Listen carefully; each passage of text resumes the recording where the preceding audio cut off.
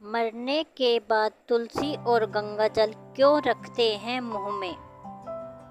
एक समय की बात है, एक बार माता लक्ष्मी भगवान विष्णु से कहती है, हे प्रभु, मेरे मन में एक शंका है, कृपया मेरा मार्गदर्शन करें। तब भगवान विष्णु बोले, हे देवी, क्या है तुम्हारी शंका, कृपया बताओ, तुम्हारी शंका जरूर दूर करेंगे।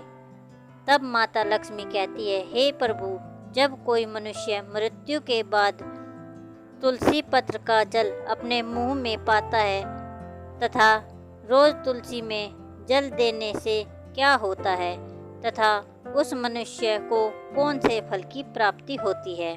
तब भगवान विष्णु कहते हैं, हे देवी, तुमने जो प्रश्न पूछा है वह समस्त मानव जाति के कल्याण हेतु अत्यंत उपयुक्त है। हे देवी, तुलसी पत्र से संबंधित मैं आपको एक पवित्र कथा सुनाता हूँ, आप इस कथा को ध्यान से सुने।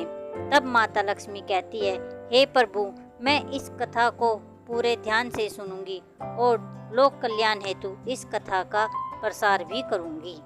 तब भगवान विष्णु कथा सुनाकर आरंभ करते हैं, हे देवी, गंगा तट के किनारे एक भील परिवार रहता था, जिसमें 5 भाई अपनी बहन के साथ रहते थे। उनके माता पिता किसी बीमारी के कारण गुजर गए थे। बहन सबसे छोटी थी और वह मेरी बहुत बड़ी भक्त थी। वह हर दिन सुबह तुलसी में जल चढ़ाती थी, नित्य रूप से पूजा पाठ करती थी। यह 5 भाई हर रोज जंगल में जाकर शिकार करते थे और जो भी मिले उसे घर लाकर पकाकर खाया करते थे। उनका यही नित्य काम था और बहन घर के सभी कार्य करती थी और अपने भाइयों की सेवा करती थी, उसके लिए खाना बनाती थी। फिर एक दिन उसका हाथ एक चाकू से मछली को काटते हुए कट गया और उसके हाथ से खून बहने लगा। तो उसने जब उस रक्त को दीवार से पोंछना चाहा तो सोचा कि अगर भाइयों को इस बात का पता लगा तो उन्हें बहुत कष्ट पहुंचेगा। अगर कपड़ों से पोंछ लूं तो वह भी उनको नजर आ जाएगा। इसीलिए उसने उस रक्त को मछली में ही डालकर मछली को पका लिया और जब रात को भाइयों ने मछली को खा लिया तो वे भाई उंगलियां चाटते ही रह गए। उन्हें वह खाना बहुत पसंद आया। फिर सबसे बड़े भाई ने बहन से पूछा कि आज खाने में क्या मिलाया है, तो इतना स्वादिष्ट खाना कैसे बना है, तो उसने कुछ भी नहीं बताया। फिर अगले दिन खाने का स्वाद पुराने जैसा ही था। इसलिए बड़े भाई ने बहन को कसम दिलाई कि उसने खाने में क्या मिलाया था। तब बहन ने अपने हाथ के रक्त के बारे में अपने भाइयों को बता दिया। तब बड़े भाई के कटुल दिमाग में एक बुरा ख्याल आया कि क्यों ना हम अपनी बहन को ही मारकर खा जाएं, क्योंकि उसके रक्त की चंद बूंदें ही इतनी स्वादिष्ट थी, फिर उसका मांस कितना स्वादिष्ट होगा। अगले दिन बड़ा भाई अपनी वह कुटिल योजना सारे भाइयों को बताता है और सबसे छोटे भाई को छोड़कर सारे भाई राजी भी हो जाते हैं। तब बड़ा भाई अपनी बहन की हत्या करने की साजिश करता है। दूसरे दिन वे सभी अपनी बहन की शादी करने हेतु उसे दूसरे गांव चलने के लिए कहते हैं।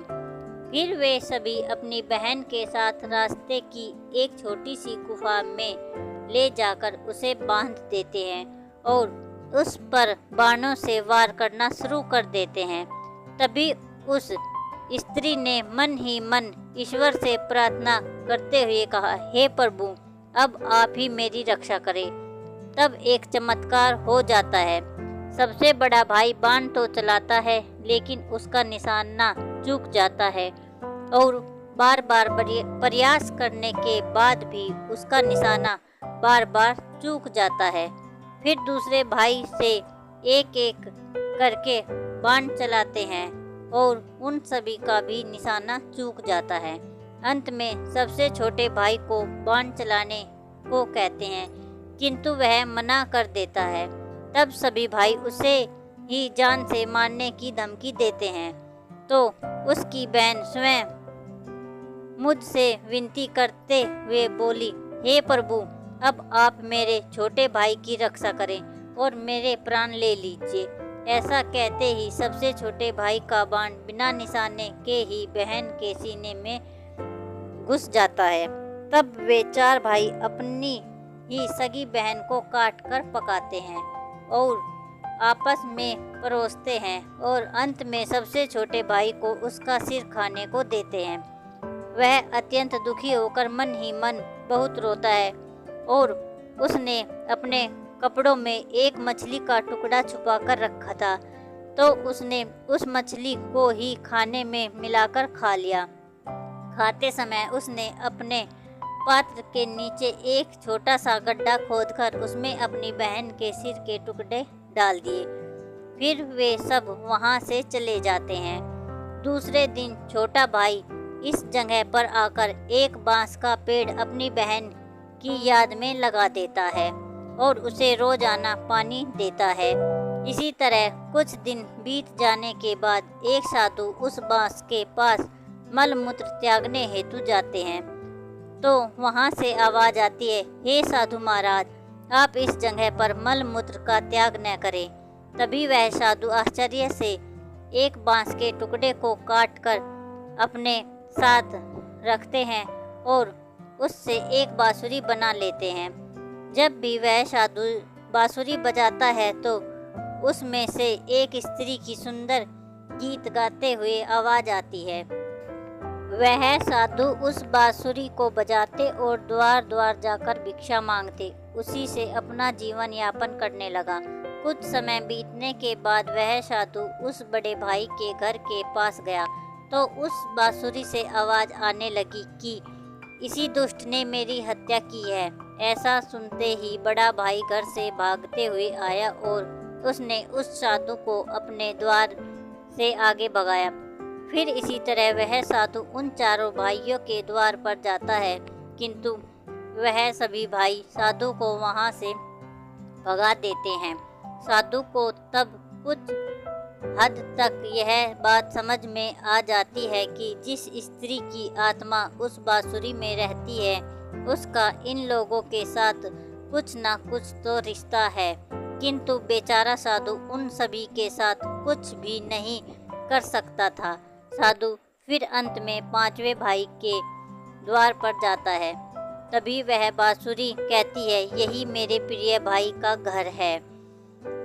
तब घर में बैठे दुखी भाई को अपनी बहन की पुकार सुनाई थी, तो वह भागते हुए घर के बाहर आता है कि साधु बांसुरी लेकर द्वार पर खड़ा है। तो उस साधु ने उसे बताया कि यह आवाज इस बांसुरी से आई है। तब वह भाई उस साधु से विनती करते हुए बांसुरी मांगता है। वह साधु उस बांसुरी को 5वें भाई को देता है और वहां से चला जाता है।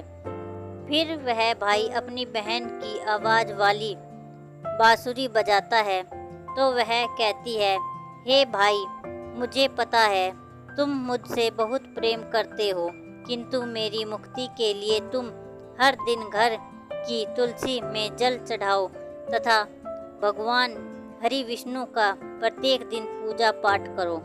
अपनी बहन की बातों को मानकर वह भाई नित्य दिन तुलसी में जल देता और घर में भगवान विष्णु की पूजा पाठ करता था।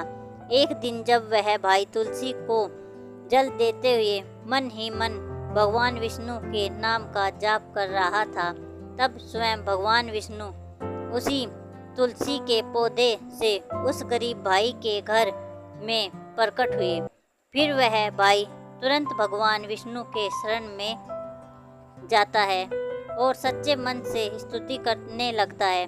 तब भगवान विष्णु ने उस भाई को तुलसी पत्र का जल उस बांसुरी में डालने को कहा और उसने भगवान विष्णु का नाम लेते हुए उस बांसुरी से तुलसी पत्र में जल डाला।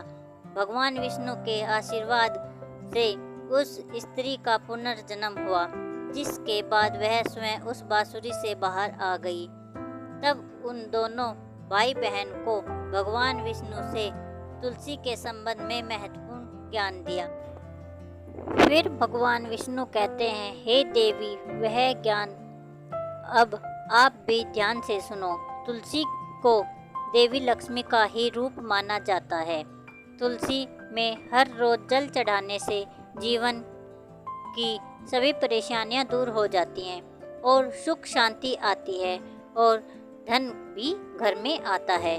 तुलसी में जल चढ़ाते समय चंदन का तिलक लगाना शुभ माना जाता है।